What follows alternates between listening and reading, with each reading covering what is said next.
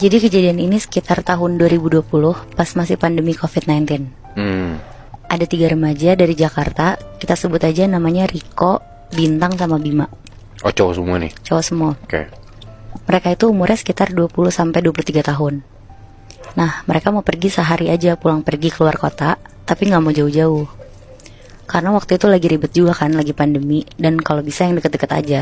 Karena ke Bandung kan juga udah bosen. Akhirnya Bintang nyaranin buat ke Anyer aja main di pantai. Mereka bertiga mutusin untuk ke salah satu pantai di Anyer yang sepi dan view-nya lumayan bagus untuk sunsetan atau nyantai di sana. Perjalanan ke sana sekitar 3 jam dari Jakarta. Nah, karena mereka nggak pernah ke situ, sekitar jam 3 sore di daerah Cikoneng, Google Maps tuh nunjukin untuk kayak masuk ke gerbang gede gitu. Tapi isinya kayak komplek tapi terbengkalai. Nah, karena gerbangnya juga nggak dikunci, akhirnya mereka bertiga masuk ke sana. Karena Bintang yang megang Google Maps, akhirnya Riko nanya, "Lo yakin Tang lewat sini buat ke pantainya?" Terus Bintang tuh yakin banget, dia bilang, "Ini dikit lagi sampai kalau lewat sini." Akhirnya mereka masuklah lewatin gerbang itu. Pas mereka masuk, ternyata itu tuh villa semua isinya, jadi bukan komplek perumahan. Akhirnya mereka terus ngikutin jalan sesuai mapsnya. Tapi Bima di situ bilang, "Kok perasaan gue nggak enak ya kita kesini? Nggak mau cari pantai yang lebih ramai aja." Tapi si Bintang tuh kok aja mau ke pantai ini karena alasan sepi dan katanya tuh bagus. Jadi kondisinya tuh Moebi, kanan kiri tuh villa, dan rumput-rumputnya tuh kayak udah panjang semua, kayak nggak keurus. Enak, berarti ini mereka lagi di semacam villa-villa gitu yang mana setelah ngelewatin villa ini mereka sampai ke pantainya? Iya bener. Oke. Terus. Nah, pas lagi jalan pelan-pelan sambil ngeliat kanan kiri, Riko yang lagi nyetir tuh ngeliat dari spion kanannya dia ada nenek-nenek pakai kebaya merah lagi jalan sendirian. Berarti posisinya di belakang mobil dia itu kan nenek-neneknya. Tapi sama Riko tuh nggak terlalu dipikirin karena ya mungkin nenek-nenek ini tuh mau ke arah pantai juga. Nah, pas Riko lanjut jalan ke depan, terus dia mau belok ke kanan, otomatis dia lihat spion kanannya kan. Nah, pas dia lihat, nenek-nenek yang tadi jalan di belakang mobilnya itu tiba-tiba kelihatan di spionnya lagi duduk di belakang mobil luarnya. Jadi karena mobil Riko ini sedan, Moy, ada space kan kayak bagasi gitu. Nah, nenek-neneknya tuh duduk di situ sambil senyum-senyum lihat kanan kiri. Kebayang nggak? Jadi di atas bagasinya sedan gitu? Iya. Wow. Nah, itu tuh Riko kaget banget sampai banting setir ke kiri. Tapi nenek-nenek itu bener-bener masih duduk nempel aja di atas bagasi mobilnya. Wow. Akhirnya Riko bilang ke Bintang sama Bima untuk lihat ke belakang mobilnya dia dan ngasih tahu kalau ada nenek-nenek yang duduk di belakang mobilnya. Bima sama Bintang di situ langsung ngeliat ke belakang dan bilang ke Riko, "Hah, gila lo ya? Mana ada anjir, nggak ada apa-apa. Lo jangan nakut-nakutin gitu dong kok." Terus Riko kaget karena mereka tuh nggak bisa lihat apa-apa kan. Akhirnya Bintang bilang, "Udahlah, jangan macem-macem, kita kan mau ke pantai, jangan yang aneh-aneh lah bahasnya." Nah, akhirnya sekitar jam 4 sore mereka udah sampai nih di pantai itu. Di dekat pantai itu tuh ternyata ramai, Moebi. Kayak ada warung-warung, ada tempat makan seafood juga. Tapi karena mereka datang pas lagi pandemi dan hari kerja, jadi kebetulan pengunjung tuh cuma mereka aja. Jadi penghuni di sana banyak tapi nggak ada pengunjung. Iya benar. Oke. Terus. Akhirnya mereka cari spot lah di bawah pohon gede rindang biar adem. Si Riko buat tikar, terus mereka pakai itu buat tidur-tiduran. Nah, Bintang sama Bima nggak lama main air di pantainya. Riko tuh juga pengen ikut, tapi sorean lagi katanya, soalnya dia mau tidur-tiduran dulu, capek nyetir katanya. Pas dia lagi merem, kayak ada yang netes-netes gitu dari atas pohon kena bajunya Riko. Riko kaget, langsung kebangun, kirain hujan kan. Pas dia melek, Moebi, di atas pohon gede itu ada nenek-nenek yang tadi numpang di mobil Riko. Lagi mangap, terus liurnya tuh netes ke bawah, ke bajunya Riko.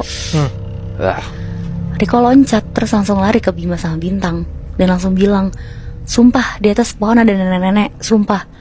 Mereka berdua langsung nyamperin tempat Riko itu kan. Dan pas dilihat tuh gak ada siapa-siapa, Moebi, sama sekali. Mereka bener-bener cuma bilang ke Riko, "Lo mah cuma kecapean aja kali, jadi halu dari tadi." Terus Riko tuh bilang, "Lo lihat deh, ini baju gue tuh basah, bau lagi." Jadi bajunya Riko tuh kayak bau anyir kayak gitu loh.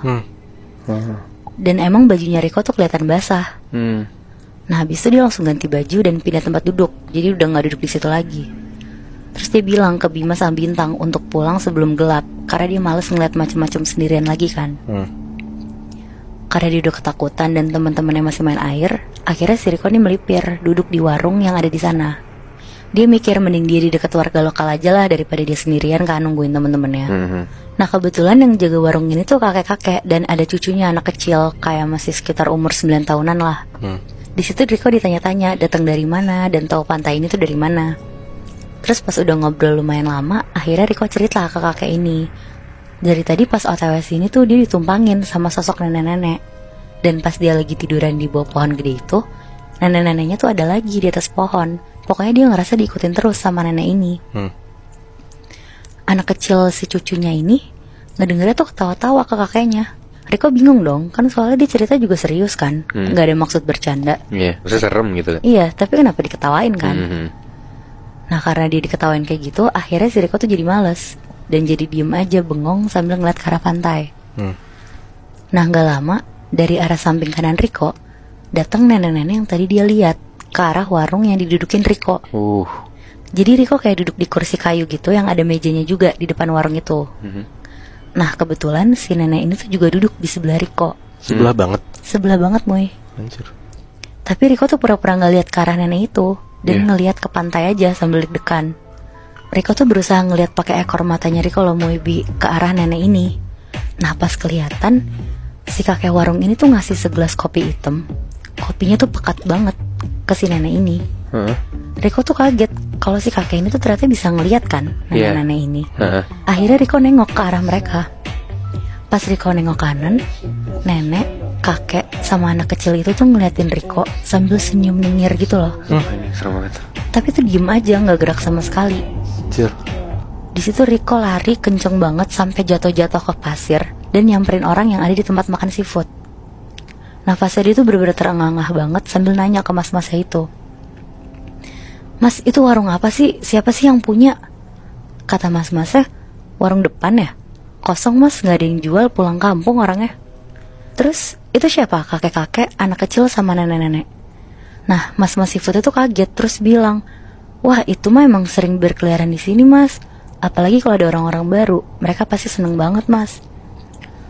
Jadi tuh orang sana pun tuh gak tahu sosok itu tuh siapa. Tapi pernah beredar kabarnya. Katanya tuh ada kasus orang yang sengaja ditenggelamin pakai rantai yang ada pemberat batunya, Moy. Dan mungkin ada hubungannya sama sosok-sosok yang dilihat sama Riko itu. Karena Moy, sampai sekarang gue juga gak nemu nih berita siapa orang yang ditemuin di kasus itu. Apa jangan-jangan yang ditenggelamin itu nenek-nenek kakek sama cucunya? Nah gue juga gak tahu sih Moy. Tapi 3 sosok itu tuh muncul setelah ada kasus itu. Makanya mungkin ada hubungannya gitu ya. Nah bisa jadi.